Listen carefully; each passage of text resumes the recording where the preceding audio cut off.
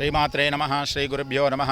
రుద్రం రౌద్రావతారం మృతావాహనేనం పద్మకేశం వ్యోమాంగం భీమరూపం కినికినీరసజ్వాలమాల మృతాంగం భూతా ప్రేతాదినాథం కలియుహే ఖడ్గపాత్రే వహంతే వందే లోకైకవీరం. ఓం నమో భగవతే వీరభద్రాయ. భద్రకాళీ సమేత కోయిలకొండ వీరభద్రస్వామి బ్రహ్మోత్సవాలు ప్రతి సంవత్సరము చైత్రమాసంలో నిర్వహించబడును. చైత్ర త్రయోదశి నుండి 5 రోజులు పాంచానిక దివ్య కళ్యాణ మహోత్సవంలో భాగంగా శైవాగమోత్త ప్రకారంగా స్వామివారి బ్రహ్మోత్సవాలు నిర్వహించబడును.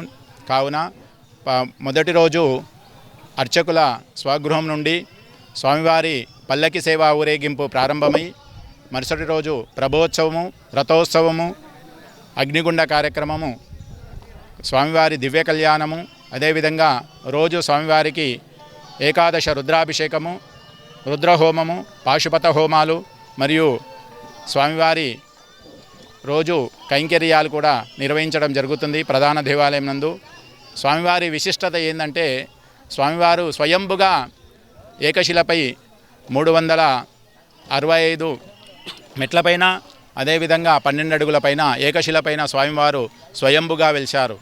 అక్కడ స్వామివారు గుండుకే ముఖరూపంలో స్వామివారి రుద్రావతారంలో వెలిచినటువంటి వాడు. దక్షయజ్ఞము ధ్వంసం చేసిన తర్వాత ఒక జటాజూటము, ఆ శివుడు ఇక్కడ జటాజూటము ఉద్భవం వలన ఉద్భవించాడు కాబట్టి రుద్ర రూపంలో ఆ వీరభద్రస్వామి వెలిచాడు. కాబట్టి ఎక్కడి నుంచి అంటే కర్ణాటక నుంచి కానీ, హైదరాబాద్ నుంచి కానీ, తెలంగాణ నుంచి, అన్ని రాష్ట్రాల నుంచి స్వామివారి దర్శనం కొరకై భక్తులు ఆ తండోపతండాలు పడుతూ వస్తుంటారు.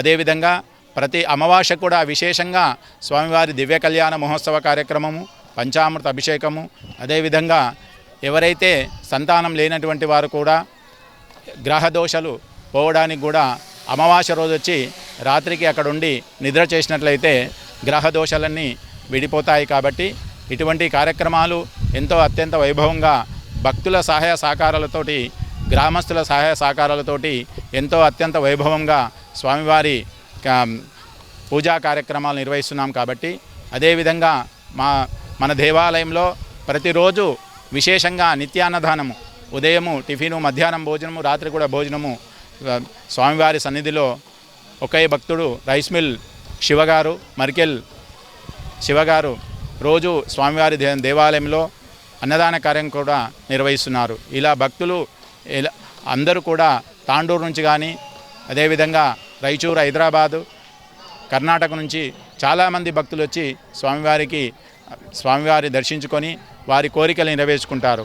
కోరిన కోరికలు తీసేటటువంటి కొంగు బంగారైనటువంటి కోయిలకొండ వీరభద్రస్వామి దర్శనం చేసుకున్నట్లయితే మీ యొక్క కోరికలన్నీ నెరవేరుతాయని ఈ బ్రహ్మోత్సవంలో ఈరోజు ఎంతో అత్యంత వైభవంగా స్వామివారి పల్లకి సేవా కార్యక్రమంతో ప్రారంభమై 5 రోజులు స్వామివారి దివ్య కళ్యాణ మహోత్సవంతో ముగించబడుతుంది. కాబట్టి భక్తులందరూ కూడా అధిక సంఖ్యలో పాల్గొని స్వామివారి తీర్థప్రసాదం స్వీకరించి స్వామివారి ప్రసాదం స్వీకరించవలసిందిగా కోరుచున్నాం.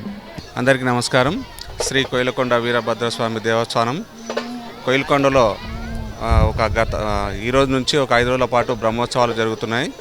ఈ యొక్క వీరభద్రస్వామికి అయ్యగారు చెప్పినట్టుగా ఏకశిలపై వెలిసినటువంటి దేవుడు. ఈ యొక్క దేవుని రాష్ట్రమంతా, ఈ యొక్క తెలంగాణనే కాకుండా వివిధ రాష్ట్రాల నుంచి కూడా భక్తులు పెద్ద సంఖ్యలో వస్తారు. భక్తులు కూడా ఈ యొక్క బ్రహ్మోత్సవాలే కాకుండా మిగతా రోజుల్లో కూడా ప్రతి అమావాస్య కూడా ప్రత్యేకమైన పూజలు కూడా జరుగుతాయి. అక్కడ భక్తులకు కూడా అపారమైన నమ్మకం ఏముందంటే ఇక్కడ వచ్చి ఏదైనా కోరికలు కోరినట్లయితే అటువంటి కోరికలు కూడా తీర్చే విధంగా మన స్వామివారి అనుగ్రహం ఉంది. కాబట్టి వాళ్ళకు కూడా నమ్మకం ఏర్పడింది. కాబట్టి భక్తులు కూడా పెద్ద సంఖ్యలో వచ్చి ఈ యొక్క వీరభద్ర స్వామిని దర్శించుకుంటారు. ఈ యొక్క వీరభద్ర స్వామి దర్శనం ఈ యొక్క రాష్ట్రం కాకుండా పెద్ద ఎత్తున వివిధ బయట రాష్ట్రాల్లో కూడా ఎక్కువ సంఖ్యలో భక్తులు ఉన్నారు. కాబట్టి ఈ యొక్క వీరభద్ర స్వామి మా కోయిలకొండలో వేసినందుకు మేము కూడా ఒక అదృష్టంగా భావిస్తున్నాం. ఓం నమో భగవతే వీరభద్రాయ. ఈరోజు ఈ పరాభవనామ సంవత్సరము చైత్రమాసం శుద్ధ త్రయోదశి నుండి చైత్ర బహుళ విధియ వరకు శ్రీ కోయిలకొండలో వెలిసినటువంటి శ్రీ భద్రకాళి సమేత వీరభద్రేశ్వర స్వామి బ్రహ్మోత్సవములు నేటి నుంచి ప్రారంభం కానున్నాయి. మొదటగా స్వామివారు శ్రీ కోయిల్కొండ గ్రామం నుండి స్వామివారు వెలిసినటువంటి ప్రదేశమైనటువంటి ఏకశిల కొండపై ఆచార్యపూర్ గ్రామ శివారులో ఏకశిల కొండపై వెలిసినటువంటి స్వయంభు క్షేత్రంగా వెలిసినటువంటి వీరభద్రస్వామి దేవాలయం వరకు ఈ రోజు నుండి కోయిల్కొండ గ్రామం నుండి పల్లకి సేవ కార్యక్రమం ఈ రోజు నుండి ప్రారంభం కాబోతూనే ఉన్నాయి. ఈ సంవత్సరము గత సంవత్సరం మాదిరిగానే ఎన్నో ఏళ్ళకెళ్ళి కొన్ని సంవత్సరాలుగా ఈ బ్రహ్మోత్సవాలు జరుగుతూ ఉన్నాయి. ఈ సంవత్సరం కూడా భక్తుల యొక్క సహకారంతో అత్యంత వైభవపేతంగా ఈ యొక్క బ్రహ్మోత్సవాలు జరుగుతూ ఉన్నాయి.